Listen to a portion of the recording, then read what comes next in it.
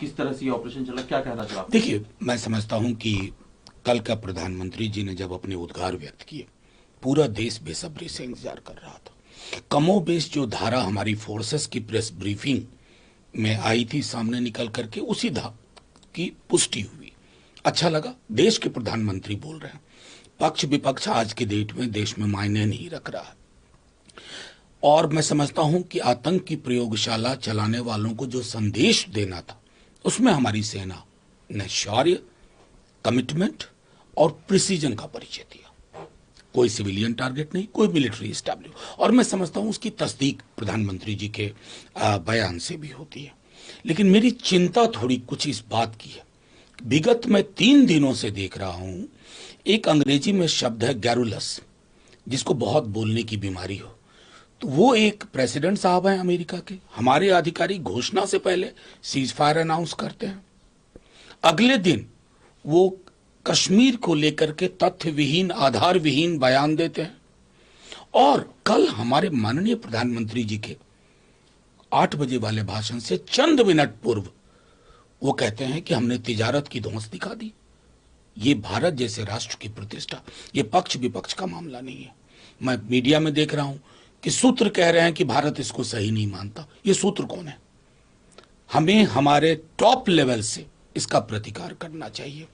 भारत के साथ carrot and stick की पॉलिसी तो कभी नहीं चली, अब क्या चलेगी, ये संदर्भ याद रखना चाहिए। सर, तब से भी इस पर रिएक्शन आया है।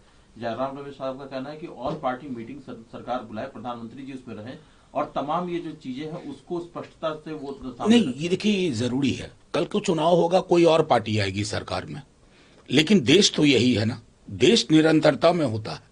देश के नागरिक एक चुनाव में किसी को वोट करें, दूसरे चुनाव में किसी को वोट करें, लेकिन वो देश के मिजाज के साथ समझौता नहीं पसंद करेंगे किसी, और कोई नहीं। प्रधानमंत्री जी भी असहज होंगे, मैं जानता हूं, हर पॉलिटिकल पार्टी असहज है कि ये व्यक्ति खड़े होकर के कुछ भी कह रहे हैं।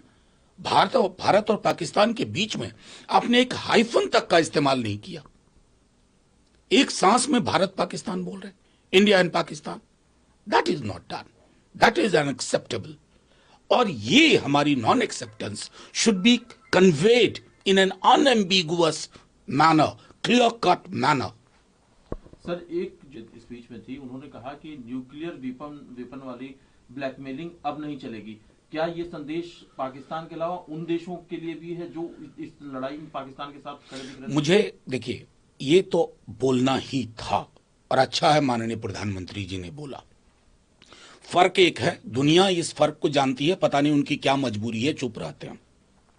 लगातार आपके माध्यम से मैंने कहा है कि एक फंडामेंटल डिफरेंस है इंडियन आर्मी के परसोना में और पाकिस्तानी आर्मी के परसोना में।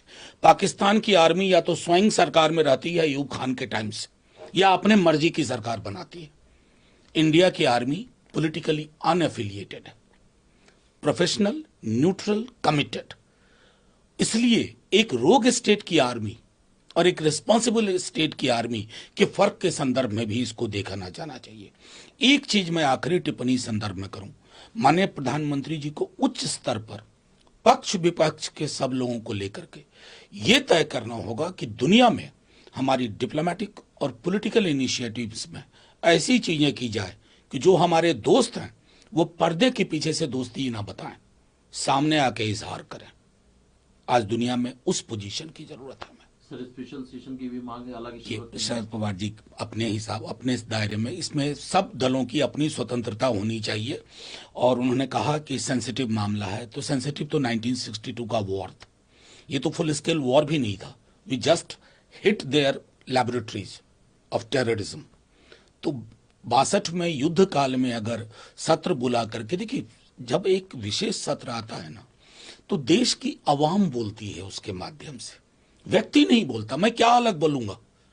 सेना के शौर्य को सलाम करूंगा, और जो संदेश अमेरिकन एस्टैब्लिशमेंट को देना है वो सब मिलके देंगे, ताकि ये ना एहसास हो कि इसमें इंडिया ब्लॉक का अलग फर्क है, एनडीए का अलग फर्क। इस मामले में हिंदुस्तान, भारतवर्ष एक तरह सोचेगा। सर, लेकिन भारतीय जनता पार्टी ऑपरेशन तिरंगा यात्रा निकालने जा रही है।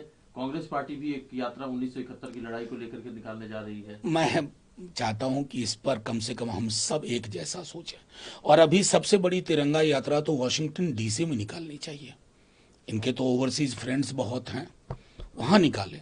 उनको बताना जरूरी है कि तिरंगे की अहमियत क्या है। यहां तो दिल में तिरंगा लेके लोग बैठे हुए हैं भाई।